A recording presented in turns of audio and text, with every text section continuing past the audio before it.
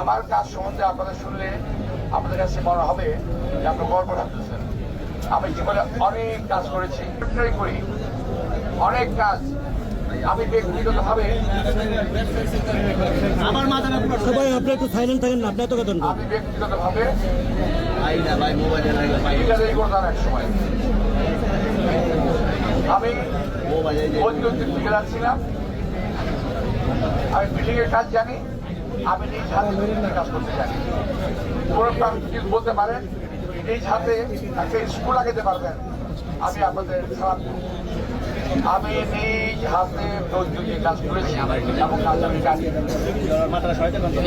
সুতরাং আমার কাজ সম্বন্ধে আপনাদের শুনলে আপনাদের কাছে মনে হবে যে আপনি গর্ব করতেছেন।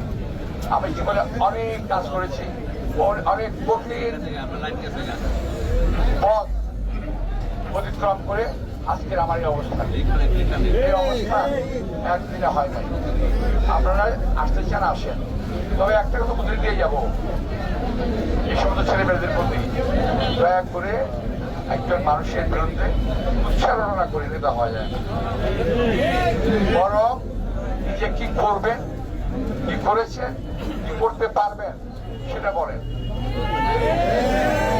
আপনারা আমার নেতা তারেক রহমান সাহেবের সঙ্গে কথা বলেন, আমার খুব আশ্চর্য লাগে।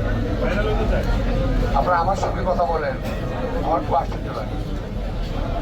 মনে হয় এই বাচ্চা ছেলেগুলো কত উদ্যোগ হবে, ওদের বয়স তো হয়ে গেছে, বিয়ে শাদী করেছেন, কত করে বাচ্চা কাছে বাপ হবেন।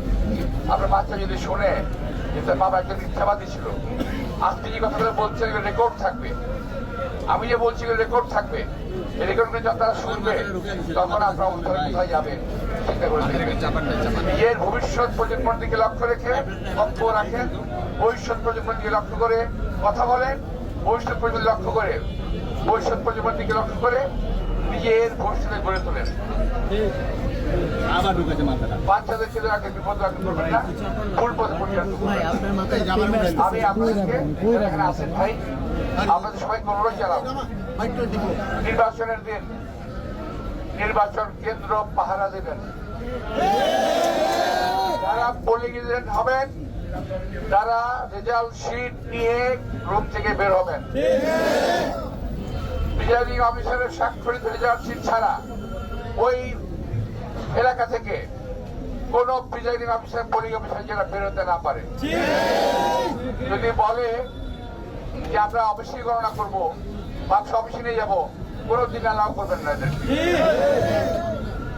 কোনো ভয় পাওয়ার কোনো কারণ নাই।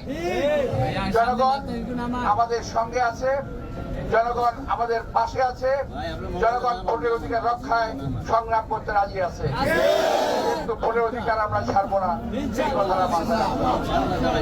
আমরা শুনছি ইলেকশন ইঞ্জিনিয়ারিং হবে, জানতে পারছি, এবং এই যে নব্য প্রার্থীদের কথাবার্তা বুঝতে পারছি ইলেকশন ইঞ্জিনিয়ারিং হওয়ার চান্স রয়ে গেছে।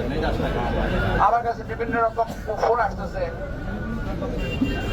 সেটা আমি এখন বলতে চাই না, আমি পরে অন্য কোনো মিটিংয়ে বলবো।